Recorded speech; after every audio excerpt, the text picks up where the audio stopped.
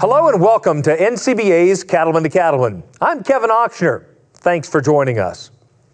Topping our news this week, the National Cattlemen's Beef Association continues to work against the proposed rule that would redefine what bodies of water fall under federal jurisdiction through a new definition of waters of the United States. Cattleman to Cattleman reporter Brian Baxter has more on why this issue is so important to all members of the cattle industry. Water is a valuable resource on farms and ranches all across the nation. The Environmental Protection Agency and the Army Corps of Engineers have proposed a rule that would expand their existing authority over waters of the U.S. This could mean nearly all bodies of water in the country will be subject to regulation regardless of size or continuity of flow.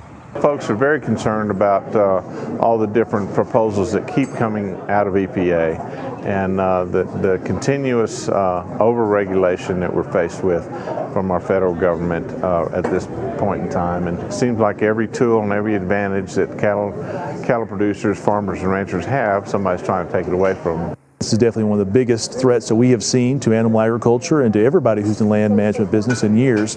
We're trying to make sure that our members truly understand what this issue is all about and, more importantly, ensure that they get engaged. Almost all activities on open land will now touch a water of the United States under the expanded authority. For the first time, ditches are included in the definition of a tributary and would come under federal jurisdiction. This change could hinder the ability of ranchers to manage their land. It is a tremendous reach and expansion of their regulatory powers. And in fact, on every farm and ranch, there are water, depending on the season, the climate, and the time of year.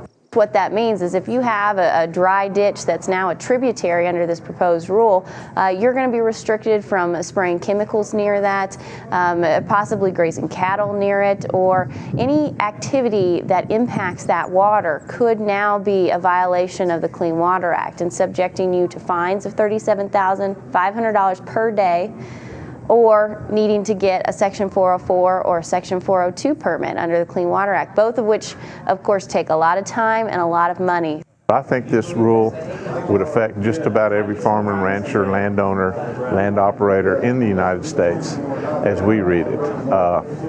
Our EPA administrator likes to kind of shrug it off and say that's not the case, but that's how it's worded, and that's what the language says. Legislation has been introduced in the House and the Senate to prevent the EPA from going forward with their Waters of the U.S. rule. NCBA strongly supports this legislation and encourages all members of the cattle industry to join together in voicing their displeasure over this proposal.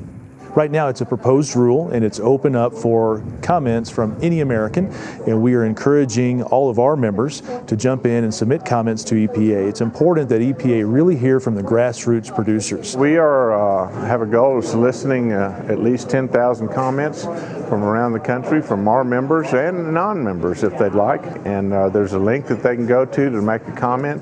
A lot of our producers remember the proposed rule from the Department of Labor on youth working on farms. The only reason why the agriculture industry was able to stop that and just kill that regulation in its tracks was because of the outcry from the countryside to the federal government saying, you've got this wrong, you have no idea what you're talking about, this is going to be detrimental to our industry. That's the same thing that the EPA needs to hear on this proposed rule that they have on WOTUS, or Waters of the United States. We have a little bit more time to try to get comments from every cattle producer across the country, which we definitely hope that they do. If you have not commented on this proposed rule, I very much encourage you to do so. Please tell your spouses, your children, all your neighbors. We need thousands of comments to flood into EPA to kill this Waters of the U.S. proposal. Reporting from Denver, Colorado, I'm Brian Baxter for NCBA's Cattleman to Cattleman. The proposed rule will be open for public comment until October 20th, and NCBA will submit comments on behalf of the producers it represents.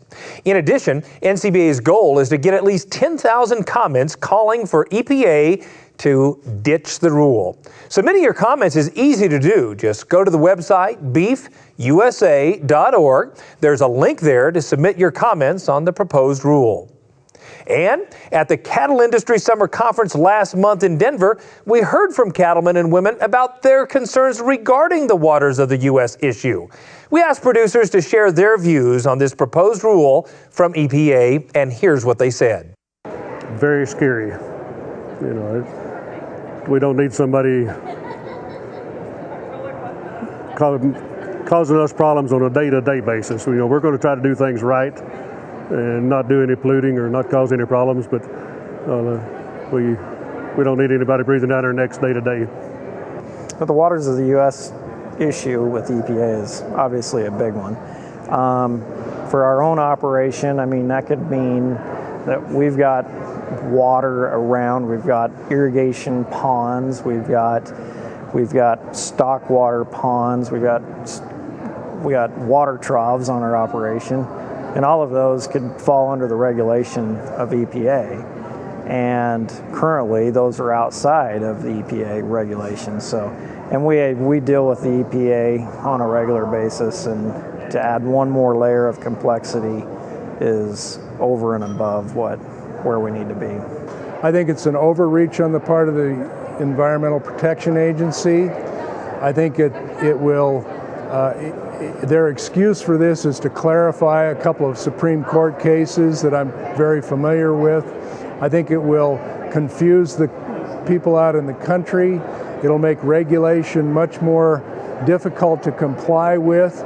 It's definitely going to be a situation where the federal government will not only regulate waters under the Clean Water Act, but they'll be able to regulate the land that water is associated with. And that's a huge overreach. It's way beyond the scope of the Clean Water Act, and it definitely doesn't clarify the two Supreme Court cases that the EPA says it clarifies.